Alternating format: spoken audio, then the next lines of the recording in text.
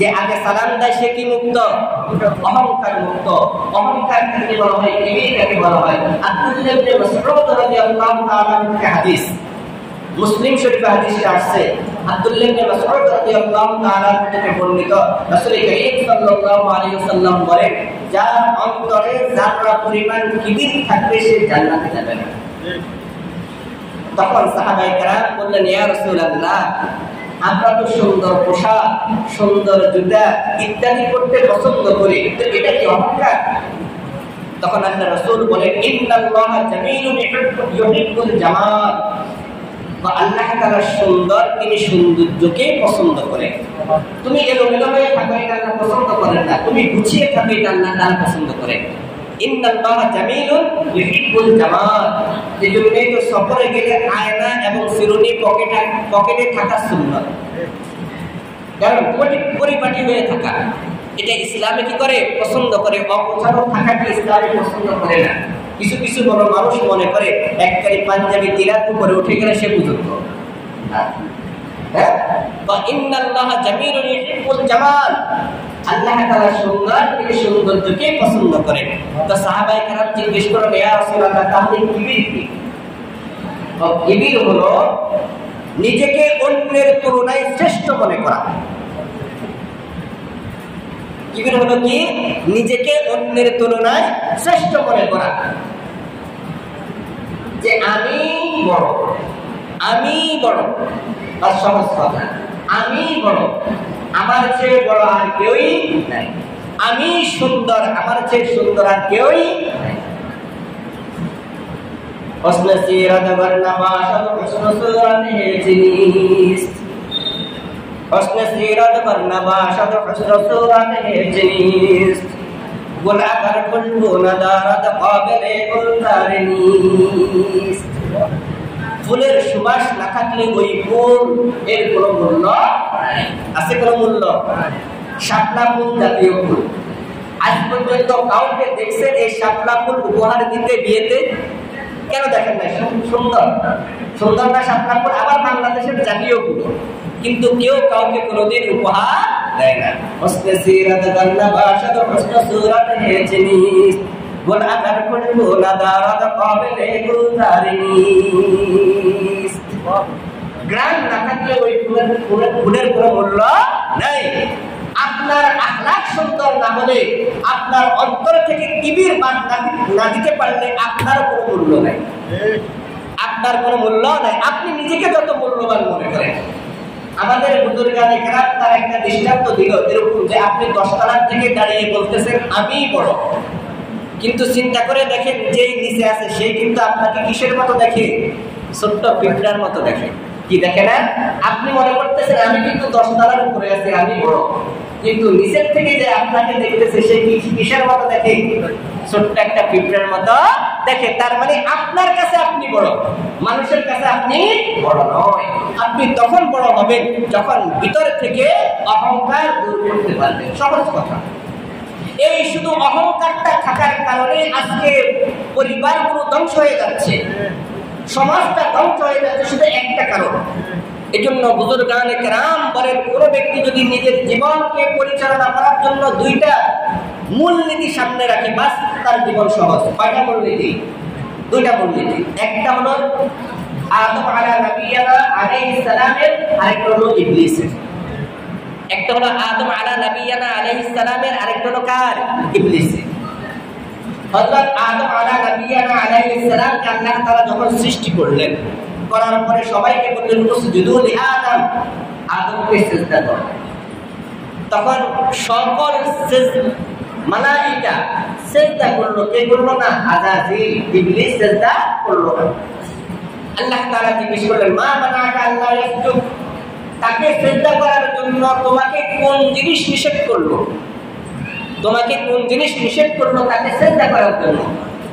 তখন সে উত্তরে দিল, খালাকতানি মিন নারি ওয়া খালাকতাহু মিন তিন, তাকে সৃষ্টি করেছেন মাটি দিয়ে আর আমাকে সৃষ্টি করেছেন আগুন দিয়ে। আমি কিভাবে তাকে সিজদা করতে পারি? আগুনের কাজ হলো উপরে থাকা, মাটির কাজ হলো নিচে থাকা। কি পেশ করলো? যুক্তি পেশ করলো। আল্লাহ তাআলা তাকে নির্দেশ দিলেন, তুমি আমার হুকুম পালন করো, আমি তাকে বলছি তুমি আদমকে সিজদা করে, এটা আমার হুকুম ছিল। আল্লাহ তাআলা জিজ্ঞেস করলেন কেন তুমি হুকুম পালন করলে না? সে যুক্তি দিল যে আপনি আমাকে আগুন দিয়ে সৃষ্টি করছেন আর তাকে মাটি দিয়ে সৃষ্টি করছেন, আগুনের গাছ উপরে থাকে, তার মানে আমি কিভাবে তাকে সিজদা করব? সমস্যা কি? কিবির। আর আদম নবিয়ানা আলাইহিস সালামকে আল্লাহ তাআলা সৃষ্টি করার পরে জান্নাতে রেখে বললেন, ও আদম তুমি কিন্তু এই গাছের কাছে যাইও না, এই গাছের ফল খেও না। শয়তান কসম করে বলল যে আপনি যদি এই গাছের ফল খান আপনি অনন্তকালের জন্য জান্নাতে থাকতে পারবেন আর জান্নাত থেকে বের হতে পারবেন না। তখন হযরত আদম আলাইহিস সালাম চিন্তা করলেন আমি যদি অনন্তকালের জন্য জান্নাতে থাকতে চাই তাহলে তার মানে আমাকে এই ফল খেতে হবে। তার মানে আল্লাহ তাআলা নিষেধ করেছেন এই গাছের ফল খেতে না, তার মানে অন্য গাছের ফল খেলে তো অসুবিধা নাই। দেখেন অন্য গাছের ফল খেলে আমার কোনো অসুবিধা নাই, তার মানে কি অন্য গাছের ফল খেলে খাওয়ার পরে আল্লাহ তাআলা বলছেন আদম তুমি এটা কি করলা, তুমি এটা কি করলা? সাথে সাথে তিনি বললেন রব্বানা যালামনা আনফুসানা ওয়া ইল্লাম তাগফির লানা ওয়া তারহামনা লানাকুনান্না মিনাল খাসিরিন। দেখেন ইবলিস অন্যায় করার পর আল্লাহ তাআলা জিজ্ঞেস করলেন তুমি এটা কেন করলা? আর আদমকেও আল্লাহ তাআলা অন্যায় না ভুল হয়েছে তারপরে জিজ্ঞেস করলেন তুমি কেন এটা করলা? দেখেন দুজনের উত্তরের মধ্যে কত আকাশ পাতাল ব্যবধান। একজনে বলল আমাকে আপনি আগুন দিয়ে সৃষ্টি করছেন, তাকে মাটি দিয়ে সৃষ্টি করছেন, আমি কেন তাকে সিজদা করব? যুক্তি পেশ করলো, তর্ক করলো, নিজের অহংকার প্রকাশ করলো। আর আরেকজনে বলল কেন করলা? আল্লাহ আমার ভুল হয়ে গেছে, রব্বানা যালামনা আনফুসানা, আল্লাহ আমি আমার উপর জুলুম করলাম, আপনি যদি আমাকে মাফ না করেন তাহলে আমি ধ্বংস হয়ে যাব। দুইজনের কথার মধ্যে কত ব্যবধান। এজন্য মানুষ মাত্রই ভুল হবে, অপরাধ হবে, যদি সে অপরাধ হওয়ার পরে যদি অনুতপ্ত হয়ে তওবা করে নেয়। আল্লাহ রাসূল বলেন আত-তাইবু হাবিবুল্লাহ, তওবাকারী আল্লাহর বন্ধু। গুনাহ হবে, মানুষ মানেই গুনাহগার, গুনাহ হবে, গুনাহ হওয়ার পরে যে তওবা করবে সে আল্লাহর বন্ধু। আর গুনাহ হওয়ার পরে যে ব্যক্তি তওবা করবে না আর হত্যারিতা করবে সে হলো শয়তানের বন্ধু। বাস দুটা বললেন। মানার মাত্রা, বড়দের মানার মাত্রা, বড়দেরকে সম্মান করা, ছোটদের স্নেহ করা। বড়দেরকে সম্মান করা, ছোটদেরকে স্নেহ করা, বড়দের কথা মেনে নেওয়া। আমার বুঝে আসুক বা না আসুক আমি কেন মানবো, এটার কোনো উত্তর নাই। যদি মনে আসে যে আমি কেন মানবো এবং যুক্তি পেশ করেন, তার মানে আপনার ভিতরে মানার মাত্রা আসে নাই, আপনি ধ্বংস হয়ে যাবেন, ধ্বংস হয়ে যাবেন। একটা বড় ভাই যখন বাবা মারা যায় কত পরিশ্রম করে সংসারটাকে গুছিয়ে রাখে, যখন বড় হয়ে যায়, ছোট ভাই যখন বড় হয়ে যায়, বড় ভাইয়ের সাথে কতটুকু বলে না, কতটুকুও বলে না, সংসার জীবন ঠেক্স। বড় ভাই যদি ছোটদেরকে স্নেহ করতো, ছোটরা যদি বড়দেরকে সম্মান করতো, আজ সংসার পরিবারগুলো কত সুন্দর হয়ে যেত, পরস্পর কত মিল মহব্বত হয়ে যেত। একমাত্র কারণ হলো বড়দেরকে সম্মান না করা, ছোটরা ছোটদেরকে স্নেহ করা না করা। মানার মাত্রা না থাকা, যে আমি কেন মানবো, এই একটা কথা। বড়দেরকে মানতে রাজি নাই, কেন আমি মানবো, এই কেন আমি মানবো থেকে যত অপরাধ শুরু। আল্লাহ তাআলা বলছেন তুমি ইবাদত করো, কেন ইবাদত করো? আল্লাহ বলছে পর্দা করো, এখন পর্দা চলে, কেন পর্দা করো? এখন কি পর্দা চলে? রোজা রাখো, আমি অসুস্থ, কেমনে রোজা রাখো? মানে চুক্তি। ওই শয়তানের ওই অভ্যাসটা চলে আসছে আমাদের ভিতরে। এটা নাই যে আল্লাহ বলছেন বাস আমার বুঝে আসুক বা না আসুক আমি মেনে নেব, বাস বুঝে আসুক বা না আসুক আমি মেনে নেব, বাস বাস।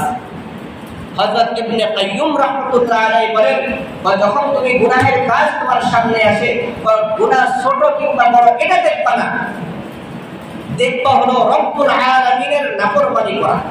গুনাহ মানে হলো রব্বুল আলামিনের নাফরমানি করা, বাস। সেটা বড় হতে পারে, ছোট হতে পারে, কিন্তু তুমি একজন রবের নাফরমানি করতেছো, একজন রবের কি করতেছ? নাফরমানি করতেছ। রবের নাফরমানি করাই গুনাহ। তুমি নামাজ না পড়াই গুনাহ, রোজা না রাখাই গুনাহ, বেপরদা চলাই গুনাহ। অর্থাৎ শরীয়তের যে বিধান তোমাকে পালন করতে বলেছেন সেই বিধান পালন না করাই গুনাহ। শরীয়ত তোমাকে যে জিনিস থেকে বিরত থাকতে বলেছেন সেই জিনিস করাই গুনাহ। আর সহজ কথা, এত বিস্তারিত ব্যাখ্যা দেওয়ার কোনো দরকার নাই, সহজ কথা। আমরা সহজ মানুষ সোজা হয়েছি। আল্লাহ তাআলার নাফরমানি করাই গুনাহ। আল্লাহ তাআলা যেভাবে চলতে বলেছেন, তার রাসূলের যে তরিকায় চলতে বলেছেন, এটা না মানাই হলো কি গুনাহ। যার থেকে বিরত থাকতে বলেছেন সেটা করাই হলো গুনাহ। সহজ কথা। এজন্য মানার মাত্রা আমাদের থেকে উঠে গেছে। আর মানার মাত্রা যতদিন উঠে যাবে ততদিন সংসার সুখ আসবে না। আরে একটা পরিবার, একটা মহিলা একটা স্বামীর কাছে 25, 26 বছর 30 বছর সংসার করার পরে আলাদা হয়ে গেল, তার মানে মানার মাত্রা নাই। আর রিজালু কাওয়ামুনা আলান নিসা, আল্লাহ তাআলা বলেন মহিলাদের উপর নেতা হবে কে? পুরুষ। মহিলারা পরামর্শ দিতে পারবে, কিন্তু পরামর্শের সিদ্ধান্ত কে দিবে? মানতে রাজি না। আর আজকে না মানার কারণে সংসারগুলো ভেঙে খানখান হয়ে যাচ্ছে, খানখান হয়ে যাচ্ছে। একমাত্র সূত্র হলো না মানা। স্বামী স্ত্রীকে মানে না, স্ত্রী স্বামীকে মানে না। স্বামীর একটা ভুল হয়ে গেলে স্ত্রী মেনে নেবে, স্ত্রী একটা ভুল হয়ে গেলে স্বামী মেনে নেবে, বাস সংসার সুন্দর হয়ে যায়। মানুষ মাত্রই তো ভুল।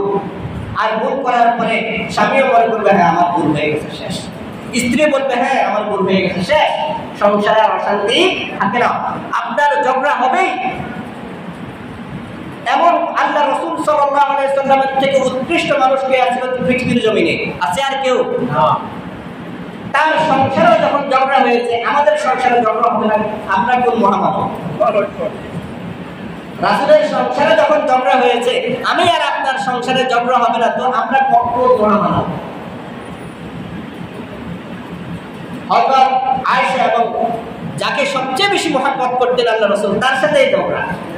আয়েশা রাদিয়াল্লাহু তাআলা আনহার সাথে হযরত ওমর রাদিয়াল্লাহু তাআলা আসছে মীমাংসা করে দেওয়ার জন্য। আয়েশা বলতেছে তুমি আমাদের সংসারের নাক গলাবার কে? বুঝেন ঝগড়াটা কত জটিল হয়েছে, কিন্তু মীমাংসা হয়েছে। তার মানে ভুল হবে, ঝগড়াটাকে হবে যদি উভয়জনের অপরাধটা মেনে নেয়, তা সুন্দর। মানার মধ্যে শান্তি, মানার মধ্যে শান্তি, মানবে না অশান্তি, বাস সহজ কথা। আমরা যদি মেনে নিতে পারি আমি বড়, বাস আমার সংসারে আর শান্তি থাকবে না, আমার জীবনে আর শান্তি থাকবে না। আমি যদি মনে করি না আমি বড় না, আমি সবার চেয়ে সবচেয়ে, বাস আপনার জীবনে যে শান্তি শুরু, এই শান্তি আপনার মৃত্যু পর্যন্ত শেষ হবে। এর মধ্যে যে একটা তৃপ্তি, এই তৃপ্তি আর কোনোদিন শেষ হবে না। হযরত আবু হুরায়রা রাদিয়াল্লাহু তাআলা থেকে বর্ণিত আল্লাহর রাসূল বলেন, অনগুরু যে তোমরা লক্ষ্য করো দ্বীনের ব্যাপারে তোমার কে বড়, তাকে লক্ষ্য করো। যে ওই লোকটা কত সুন্দর, বেশি বেশি নফল ইবাদত করে, আমি তো করতে পারি না। কত দিনের শিক্ষা, কত দিনই খেদমত করে, আমি তো করতে পারি না, তাকে দেখো। আর মাল, সৌন্দর্য আর সুস্থতা, এর বিষয়ে দেখো তোমার নিচে, যে আলহামদুলিল্লাহ তার থেকে আমি কত ভালো, তার থেকে আমি কত সুস্থ, তার থেকে আমি কত সুন্দর। বাস তখন আল্লাহ তাআলার নিয়ামতের প্রতি তোমার একটা শুকরিয়া চলে আসবে।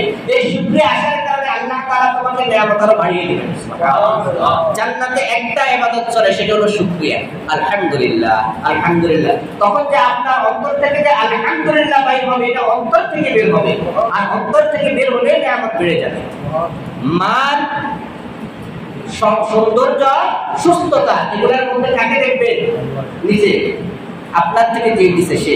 আর দ্বীনের বিষয়ে আপনার থেকে যে উপরের তাকে দেখবেন। দেখবেন অন্তর থেকে একটা শুকরিয়া আদায় করতে হবে, আলহামদুলিল্লাহ, তার থেকে আমি কত সুস্থ, তার থেকে আমি কত সুন্দর, তার থেকে আমি কত ভালো আছি।